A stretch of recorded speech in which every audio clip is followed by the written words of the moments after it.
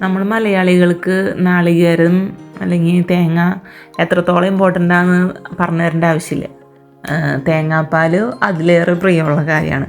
ഞാൻ ബേസിക്കലി വറ്റിച്ച മീൻ ഒക്കെ ഇഷ്ടപ്പെടുന്ന വറ്റിച്ച മീനിൻ്റെ ഫാനാണ്.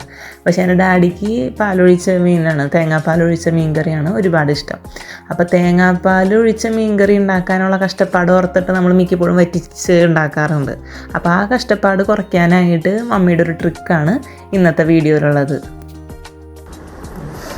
നമ്മൾ ഇന്ന് ചെയ്യാൻ പോണത് എന്താ വെച്ചാൽ ഒരു തേങ്ങാപ്പാലിൻ്റെ ഒരു സ്റ്റോറിങ് ആണ്.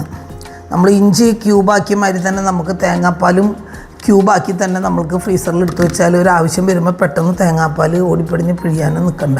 അതുമല്ല ഇതിൽ 4-5 കട്ട എടുത്തിട്ട് കിട്ടിയാൽ ഒരു ചെറിയ മുട്ടക്കറിക്കോ അല്ലെങ്കിൽ കടലക്കറിയൊക്കെ വരുമ്പോൾ അധികം വേണ്ടല്ലോ പാല്.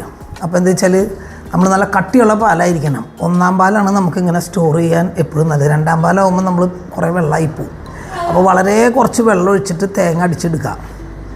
ഈ തേങ്ങ എന്ന് പറഞ്ഞ് നോക്കുന്നുണ്ട്, ഇത് കൊപ്രയായിരുന്ന തേങ്ങയാണ്. ഞാൻ കൊപ്രയാകുമ്പോൾ നല്ല കട്ടിയുള്ള പാലും കിട്ടും. ഈ ഒഴിച്ച് കഴിഞ്ഞാൽ നമ്മൾ ഈ കൊപ്രയൊക്കെ വന്നു കഴിഞ്ഞ് കഴിഞ്ഞാൽ നമ്മൾ കളയണ്ട. അത് തേങ്ങാപ്പാലടിക്കാനും മീൻകറിയൊക്കെ വയ്ക്കാനും അതാണ് ഏറ്റവും ബെസ്റ്റ്. കാരണം അതിൽ നല്ല കട്ടിയുള്ള പാലും നല്ലോണം വെളിച്ചെണ്ണയും ഉണ്ടാവും.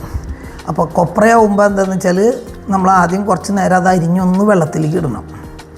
എന്നിട്ട് നമ്മുടെ പൊടിക്കണ മിക്സിയുടെ ജാർ എടുക്കണം. അതിലിട്ടിട്ട് പൾസറിലിട്ടിട്ട് വെള്ളം ഒഴിക്കാണ്ട് ആദ്യം ആ തേങ്ങേനെ ഒന്ന് ചിരകണ രീതിയിലാക്കിയിട്ട് പിന്നെ കുറേശ്ശെ വെള്ളമൊഴിച്ച് നമ്മൾ അടിച്ചെടുക്കണം. നമ്മുടെ സാധാരണ തേങ്ങ നമുക്ക് ഇതുപോലെയൊക്കെ ചെയ്യാം. പക്ഷേ ഞാനിത് കൊപ്രയും രണ്ടും ചെയ്യാൻ പറ്റും. സാധാരണ തേങ്ങ ആകുമ്പോൾ കുറച്ച് വെള്ളമൊഴിച്ച് ആദ്യം അതിൻ്റെ പാലെടുത്തിട്ട് നമ്മളിതിങ്ങനെ കട്ടയാക്കി വെച്ചാൽ നമുക്ക് ആവശ്യമാകുമ്പോൾ അപ്പോൾ പെട്ടെന്ന് എടുക്കാൻ പറ്റും. അതിന് വേണ്ടിയിട്ടാണ് ഇത് ചെയ്യണത്. 2 അടി അടിച്ചിട്ട് ആദ്യം അത് എന്നിട്ട്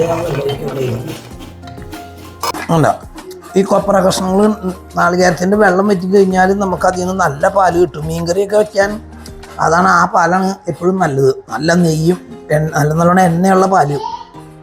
പക്ഷെ അതിന് മുമ്പെന്ന് വെച്ച് കഴിഞ്ഞാൽ ഒരു 1/2 മണിക്കൂറോളം ഈ കൊപ്രയുടെ കഷ്ണം വെള്ളത്തിലിടണം.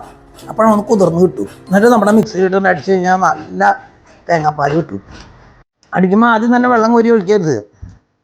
ഇതിനെ കുറച്ചൊന്ന് ഈ നമ്മൾ പൊടിക്കുന്ന ജാറിലിട്ടിട്ട് പതുക്കെ ഒന്ന് അടിച്ചു കഴിഞ്ഞാൽ ഉണ്ടാവും.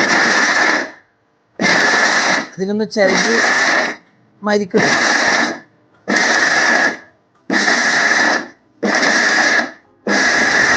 ഇപ്പം നല്ലോണം അത് കണ്ട് തോന്നുന്നു. ഇനി നമ്മൾ വെള്ളം ഒഴിക്കാം.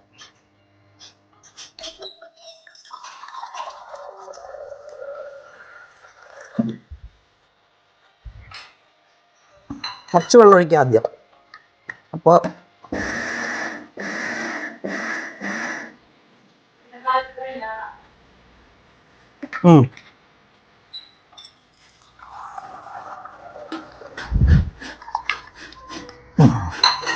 കുറേശ്ശെ ആയിട്ട് തേങ്ങാപ്പാൽ ഒഴിക്കാട്ടോ. അതിന്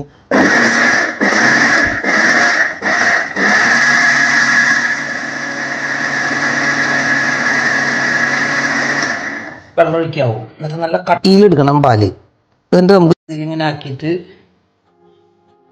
ഒഴിച്ച് വെച്ച് കഴിഞ്ഞാൽ നമുക്കൊരു അത്യാവശ്യമൊക്കെ വരുന്ന സമയത്ത് തേങ്ങ അടിച്ച് പാലെടുക്കാനൊന്നും നിൽക്കണ്ട. എളുപ്പത്തിൽ ഇതിന് കട്ടകളൊക്കെ എടുത്തിട്ടാൽ മതി.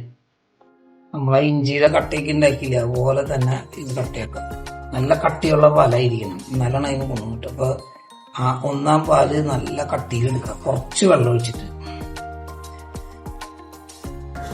ഫുള്ള് നിറയ്ക്കരുതിട്ട്. അപ്പോൾ നമുക്ക് അതിൽ നിന്ന് വിട്ട് കിട്ടാൻ ഇത്തിരി ബുദ്ധിമുട്ട് വരുന്നുണ്ട്. ഐസിൻ്റെ ട്രേയിൽ ഇത് ഒഴിക്കുമ്പോൾ അത് നമുക്ക് വിട്ട് കിട്ടാൻ ഒരു ബുദ്ധിമുട്ട് വരുന്നുണ്ട്. ഇതാണെങ്കിൽ നമുക്കിങ്ങനെ കട്ടയായിട്ട് ഇങ്ങനെ പതുക്കെ ഒടിച്ചിങ്ങോട്ട് എടുക്കാം. അതിനും കൂടി ഞാൻ കാണിച്ചു തരാം. ഇതൊരു 2 മണിക്കൂറൊക്കെ കഴിയുമ്പോഴേക്കും നല്ല കട്ടയാവും. അപ്പോൾ നമുക്ക് ഒടിച്ചൊരു പ്ലാസ്റ്റിക് കവറിലോ അല്ലെങ്കിൽ പ്ലാസ്റ്റിക്കിൻ്റെ ബോക്സിലോട്ട് ഫ്രീസറിൽ തന്നെ വെച്ചേക്കാം. അപ്പം നമുക്ക് ആവശ്യമാകുമ്പോൾ അപ്പോൾ അതിൽ നിന്ന് എടുത്തിട്ടാൽ മതി. അതാ നമ്മുടെ തേങ്ങാപ്പാൽ ഏകദേശമൊക്കെ കട്ടയായിട്ടുണ്ട്. 4 മണിക്കൂറായി കണ്ട. അപ്പോൾ ഇതിങ്ങനെ കഷ്ണമായിട്ട് നമുക്ക് ഇതിൽ നിന്നാണ് നമുക്കിങ്ങനെ വിടിയിച്ച് കിട്ടുള്ളൂ. മറ്റേതിൽ ഐസ് ഉണ്ടാക്കണ ഇതിൽ ട്രെയിലാവുമ്പോഴേ ശരിക്കും വിട്ടു പോരില്ല. അത് കറക്റ്റായിട്ട് ഇതാണ്ട് അങ്ങനെ വിട്ട്